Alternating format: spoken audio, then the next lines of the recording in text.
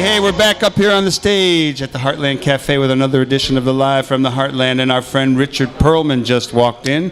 Let's have a big round of applause for Richard Perlman. We're going to have him on the show soon, particularly talking about adoptions out of Russia, which is one of the issues in 2012 that just got transformed. I'm proud to have a guy I've gotten to know over the last couple of years, Jakobi Williams, and he's one of a number of people who have been kind of picking my brain and other people's brains and going through archives and looking into that period from in the late 60s into the early 70s when we had a rainbow coalition in Chicago of the Black Panther Party, the Young Patriots, the Young Lords rising up angry, and beyond. There were plenty of people in many different groups working for racial and economic justice, and he's got a new book coming out from the University of Kentucky Press where he's a professor. It's called From the Ballot to the Bullet, and it's the Illinois chapter of the Black Panther Party and racial coalition politics in Chicago. Good morning to you. Good morning. Thanks for having me. Well, it's always good to have you. So you're back in town doing more research. I am. I see this book as volume 1 of a series that I hope to produce. Tell us a little bit about yourself, because you do come out of Chicago. Born and raised on the south side of Chicago, Inglewood. I went to Southern Illinois University in Carbondale, where I got a BA in history and a minor in African American studies. And then from there, I got an MA in African American studies from UCLA and a PhD in history from UCLA. But most of my research has dealt with Chicago politics, particularly around this era, this Black Power, civil rights, racial coalition political arena during this particular period in our time in history in the city of Chicago. Well, Dr. Williams, what piqued your interest in this topic? Actually, that's a bit of a long story. Give you a brief synopsis. My first book looks at slave revolts, Nat Turner and slave revolts. But at the time when I was writing that back in 2000, people have been writing about Nat Turner for 150 years, so what am I going to say different? So I tried to take a 20th century spin on the conclusion of the book to see what the 20th century contemporaries were saying about Nat Turner, and the group that evoked his name the most happened to be the Black Panther Party. At that same time, David Hilliard was shopping the Black Panther Party papers as an archive to UCLA and Stanford and Berkeley and others, and I was hired to review that archive to see if it was this definitive work. And at that time in 2000, there had been like 42 books published just on the Black Panther Party, but none on Chicago. And I'm like, well, wait a minute, there were 49 chapters of the Black Panther Party, and I believe Chicago was the most profound, most consistent chapter of all, and no one has written about it, and no one is talking about Fred Hampton. So I diverted from Nat Turner to my hometown, and I began to write a case study of Fred Hampton and a biography of Fred Hampton, and evolved into this whole evolution of racial coalition politics and the book project that I have today. Well, Tom, when you first came up on the stage during the musical break, he put a question to you. Do you want to formulate that question again? Despite high unemployment, a poor economy, we re-elected a black president for a second time. So we must be moving into a post-racial era in this country, right? Yeah, right. No, race matters. Race matters just as much then, even more so today. I mean, the election demonstrates that. If you just look at the who voted for whom, and much is why this book is important. As I hear all this talk about this new Obama phenomenon with these racial coalitions, and I argue that's a bunch of BS. I mean, if you look at Chicago history, these kinds of racial coalition politics has been going on since 1968 at least, from even before then, when folks like Saul Alinsky and others who had tried some of these campaigns. So this idea, this new Obama phenomenon, but bringing all these people together is this new kind of politics. No, if you know Chicago history, you can go back and trace these things, and that's pretty much what I do in the book. The title of the book is From the Bullet to the Ballot, and I'll talk about how that title came about later, but it's trajectory of tracing that from Fred Hampton to Barack Obama timeline of the way in which racial coalition has evolved, and then what Barack was able to do is take it to a national arena. But much of Chicago politics, or much of Chicagoans understand the way in which these coalitions are played out here in the city. Well, certainly by '89, we were trying to figure out what happened to that coalition. Yeah. And maybe we still are today. But let me press you a little bit. A lot of people said that we saw the new America show up on November 8th. and that's why Barack won.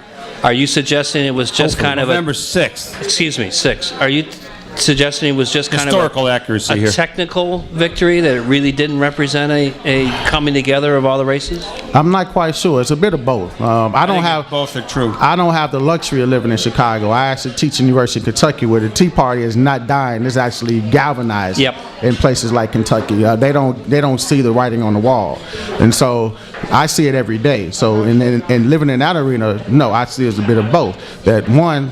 That kind of ideology is dying, and which is what this coalition, and what I mean by coalition, the ways in which the demographic numbers show who voted for whom.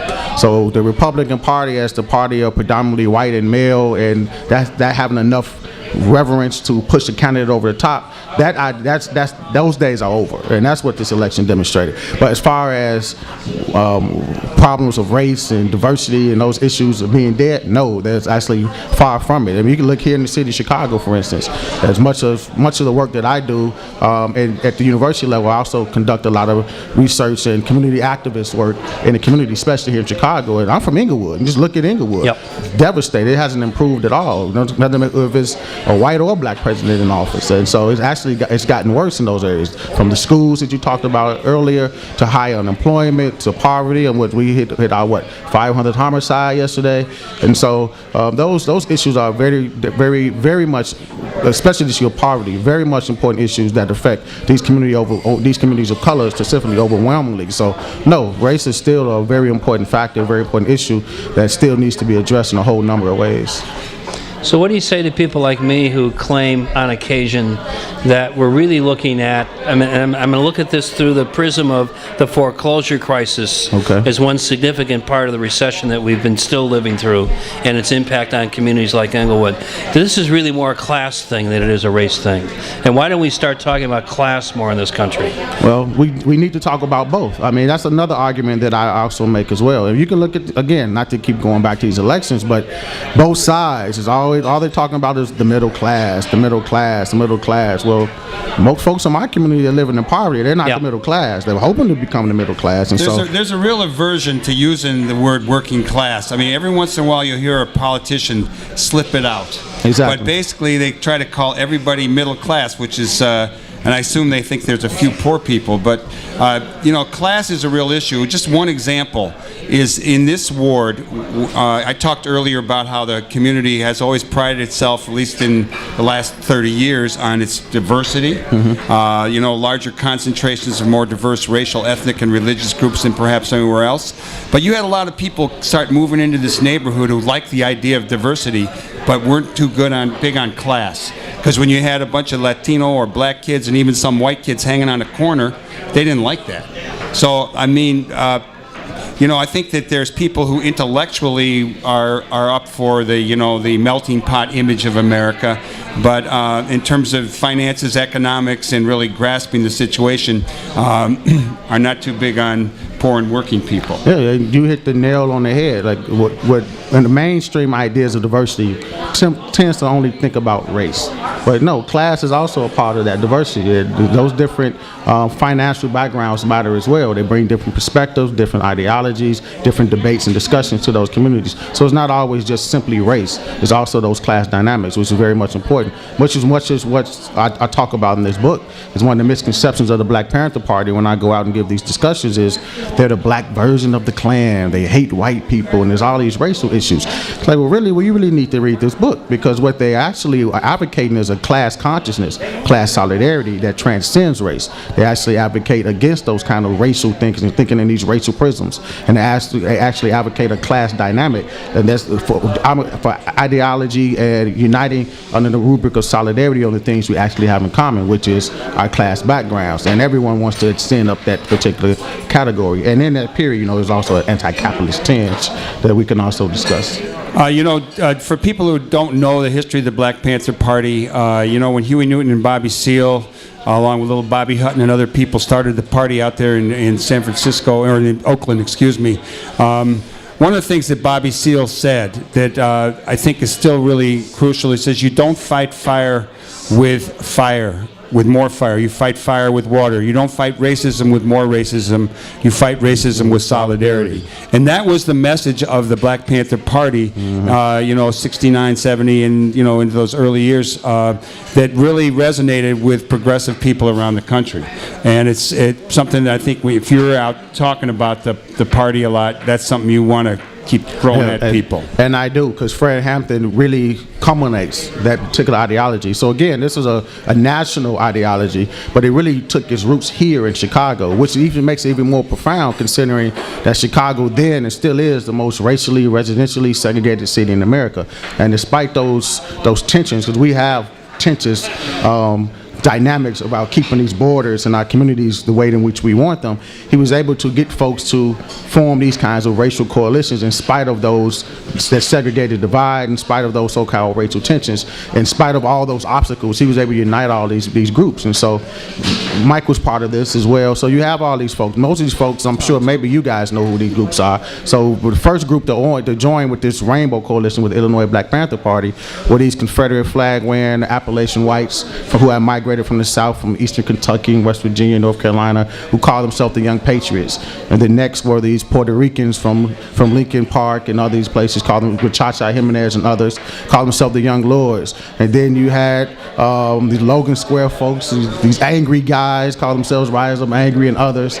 And all these groups who came together to form these kinds of coalitions, and they began to do all this community activism. And they were able to make these connections despite of from west side to south side, or west side to north side, from white to black, from Latino to white. It didn't matter. They were able to transcend race, to unite around these areas of solidarity based on class consciousness and all the critical issues, primarily against at that time the daily machine that they had in common. So that was one of the uniting factors.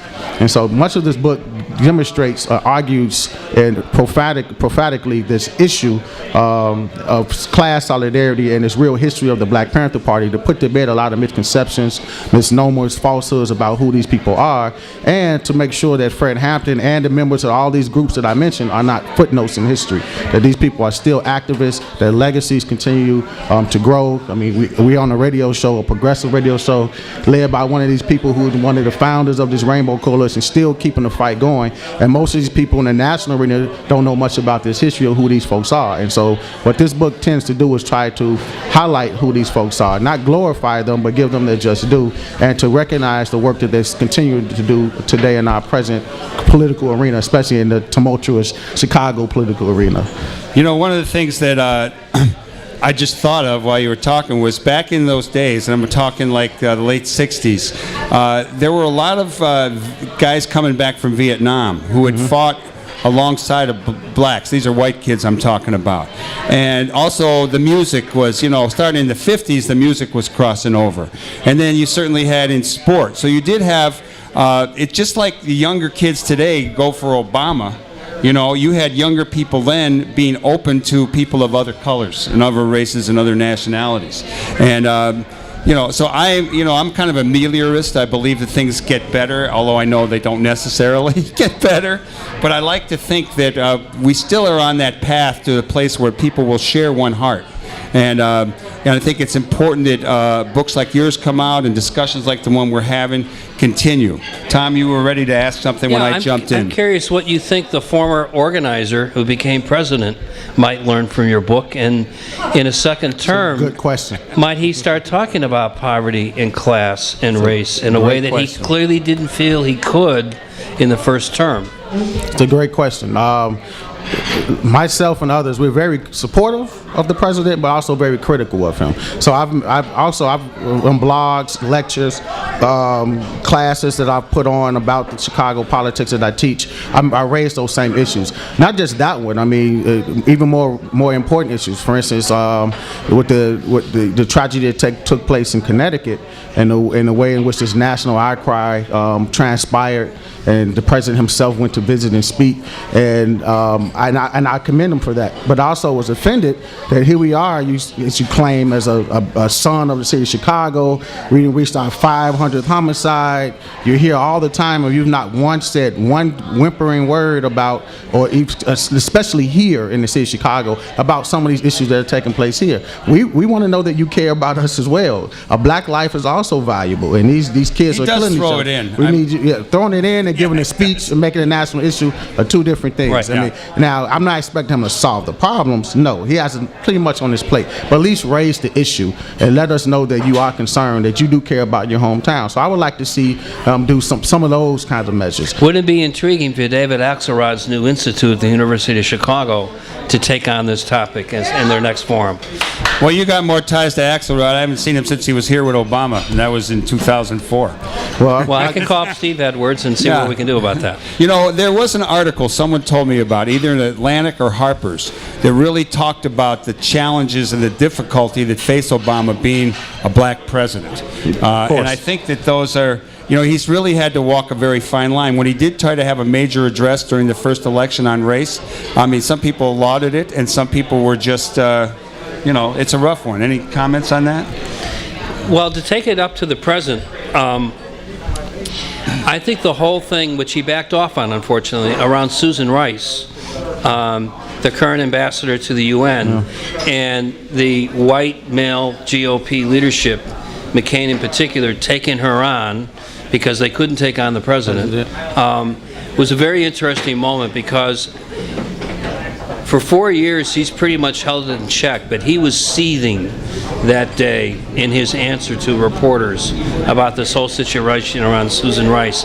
And I could see how challenging it would be for him to be an angry black man trying to respond to this. Now, this